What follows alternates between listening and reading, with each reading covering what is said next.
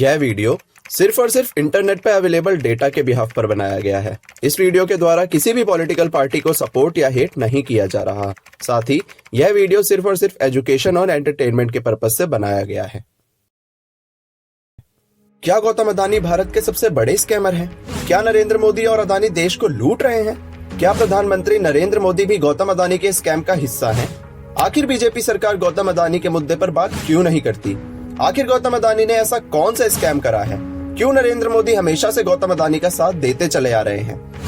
इन सारे सवालों का जवाब हम इस वीडियो में देने की कोशिश करेंगे और वीडियो को लास्ट तक जरूर देखें, क्योंकि इस वीडियो में बहुत से ऐसे खुलासे करे गए हैं जिनके बारे में यूट्यूब पर तो छोड़िए, मीडिया में भी किसी ने बात नहीं करी है।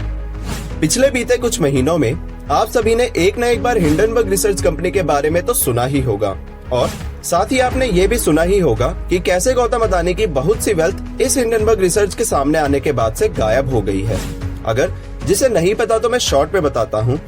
हिंडनबर्ग एक अमेरिका बेस्ड रिसर्च कंपनी है जो कि वर्ल्ड की ऐसी कंपनीज पर रिसर्च करके रिपोर्ट तैयार करती है जिन पर उनको ऐसा शक होता है कि वो कंपनीज कुछ ना कुछ फ्रॉड कर रही हैं। और ऐसी ही एक रिसर्च हिंडनबर्ग ने अडानी ग्रुप पर भी करी थी, क्योंकि उन्हें लगा था कि अडानी ग्रुप ने बहुत से फ्रॉड्स करे हैं। और रिसर्च करने के बाद जैसे ही हिंडनबर्ग ने अपनी रिपोर्ट को पब्लिश किया तो अडानी ग्रुप के सारे शेयर्स में बहुत बड़ी गिरावट आई, जिससे पूरे गौतम अडानी ग्रुप को लगभग 17.5 लाख करोड़ का नुकसान हुआ था। इस वीडियो में हम अडानी ग्रुप और हिंडनबर्ग की बात नहीं करेंगे, बल्कि इस वीडियो में हम गौतम अदानी के ऊपर लग रहे बहुत से एलिगेशंस में से एक बहुत बड़ा एलिगेशन के बारे में बात करेंगे, जो कि ये है कि गौतम अदानी और इंडिया के प्राइम मिनिस्टर श्री नरेंद्र मोदी के बीच की दोस्ती की वजह से ही आज अडानी ग्रुप इतना बड़ा हो पाया है। और साथ ही गौतम अदानी और पीएम मोदी ने मिलकर देश की आंखों में धूल झोंकी है और बहुत से ऐसे फ्रॉड करे हैं जिनकी वजह से देश में एक बड़ा फाइनेंशियल क्राइसिस भी आ सकता है। ये आरोप बार बार विपक्षी पार्टी के द्वारा लगाया जा रहा है और साथ ही ये काफी गंभीर आरोप हैं, क्योंकि अगर ये आरोप सच हुए तो इससे पूरे देश भर में एक बहुत बड़ा फाइनेंशियल क्राइसिस आ सकता है। हिंदुस्तान के सब पोर्ट्स, हिंदुस्तान के सब airport, power transmission, mining, green energy, gas distribution, edible oil, जो भी हिंदुस्तान में होता है उधर अदानी जी दिखाई देते हैं। विपक्ष इस मामले में संसद में बाकायदा चर्चा चाहता है और जेपीसी जांच की मांग भी कर रहा है। तो पूरा का पूरा धन जो है चुने हुए लोगों के हाथ में जा रहा है। अडानी एंटरप्राइज को -54% यहाँ पर पिछले 10 दिनों में अडानी पावर जो है, ये हिंडनबर्ग की रिपोर्ट आने के बाद किस तरीके का नुकसान हुआ। अडानी पावर को -30% का, अडानी विल्मर को कितना नुकसान हुआ है, -30% का। एलिगेशंस को कुछ केसेस की मदद से समझते हैं। केस नंबर 1, ये बात है 2014 की, जब लोकसभा इलेक्शंस होने वाले थे। सभी पार्टीज ने देश के प्रधानमंत्री के पद के लिए अपने अपने उम्मीदवारों को चुन लिया था, जिसमें से बीजेपी के उम्मीदवार थे उस समय के गुजरात के चीफ मिनिस्टर श्री नरेंद्र दामोदर दास मोदी। अब जैसा कि आप सब जानते ही हैं कि जब भी इलेक्शंस आते हैं तो सारी पॉलिटिकल पार्टीज एक दूसरे को एक्सपोज करने के काम में लग जाती हैं। एक नेता दूसरा नेता पर आरोप लगाता है और दूसरा नेता तीसरे पर। अब उन आरोपों में से बहुत से आरोप झूठे भी होते हैं और बहुत से सच भी होते हैं। और ऐसे ही एलिगेशंस 2014 में बीजेपी के नेता नरेंद्र मोदी पर भी लगाए गए कि उनकी बिजनेस टाइकून गौतम अदानी से बहुत ही गहरी दोस्ती है और उस वजह से नरेंद्र मोदी ने गुजराती व्यापारी गौतम अदानी की कंपनीज को गुजरात के अंदर बहुत इलीगल वे में गवर्नमेंट के द्वारा छूट दी, जिसकी वजह से गौतम अदानी की बहुत सी कंपनीज को बहुत भारी मुनाफा हुआ और इस मुनाफे का बड़ा हिस्सा गवर्नमेंट को भी एज अ ब्राइब दिया गया। अगर बात एडवांटेज की ही चल रही है तो मेरी आप सबसे एक हम्बल रिक्वेस्ट है कि अगर आप सबको मेरा काम पसंद आता है तो प्लीज चैनल को सब्सक्राइब करें, वीडियो को लाइक और शेयर करके मुझे अपना ज्यादा से ज्यादा सपोर्ट प्रोवाइड करें, जिससे कि मैं आपके लिए ऐसे ही वीडियोस लाता रहूं। इन आरोपों में एक बड़ा आरोप ये भी लगाया गया कि नरेंद्र मोदी गवर्नमेंट ने गौतम अदानी की कंपनी अडानी पोर्ट्स और special economic zone private limited को उनके सी पोर्ट प्रोजेक्ट बनाने के लिए बहुत ही कम रेट्स या फिर कह सकते हैं कि कौड़ियों के भाव पर जमीन दी थी।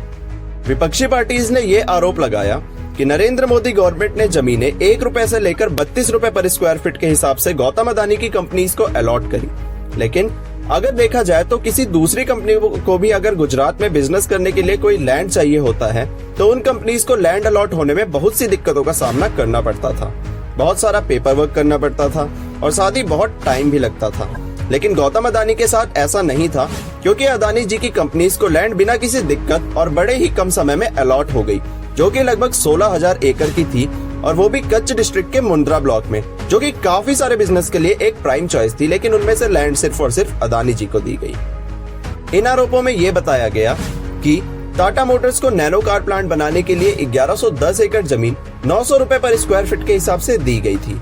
फोर्ड इंडिया को 460 एकड़ के लिए 1110 रुपए पर स्क्वायर फीट के हिसाब से गवर्नमेंट को देने पड़े थे, और इंडिया की largest car maker Maruti Suzuki तक को 700 एकड़ जमीन के लिए 670 रुपए पर स्क्वायर फीट के हिसाब से सरकार को देने पड़े। लेकिन अगर हम इन रेट्स को अदानी ग्रुप के रेट से कंपेयर करेंगे तो ये रेट्स बिल्कुल ही नेग्लिजिबल हो जाएंगे, क्योंकि उन्हें तो लैंड सिर्फ और सिर्फ 1 रुपए से लेकर 32 रुपए पर स्क्वायर फीट के हिसाब से दिया गया था। एलिगेशंस के बारे में उस समय के पीएम कैंडिडेट नरेंद्र मोदी जी से पूछा गया तो उन्होंने इन आरोपों से साफ इनकार करते हुए ये कहा कि ये सब मेरे खिलाफ साजिश है, और इसके बारे में जब अदानी ग्रुप से पूछा गया तो उनका कुछ रिस्पॉन्स ही नहीं आया। अब ये आरोप बहुत ही सीरियस थे, लेकिन आज भी कोई इसके बारे में बातचीत नहीं करता। चाहे विपक्षी पार्टीज इन मुद्दों पर कितने भी सबूत दें, लेकिन उनको हमारी मीडिया द्वारा झूठा दिखाया जाता है। अब मीडिया ऐसा क्यों करती है वो तो भगवान जाने।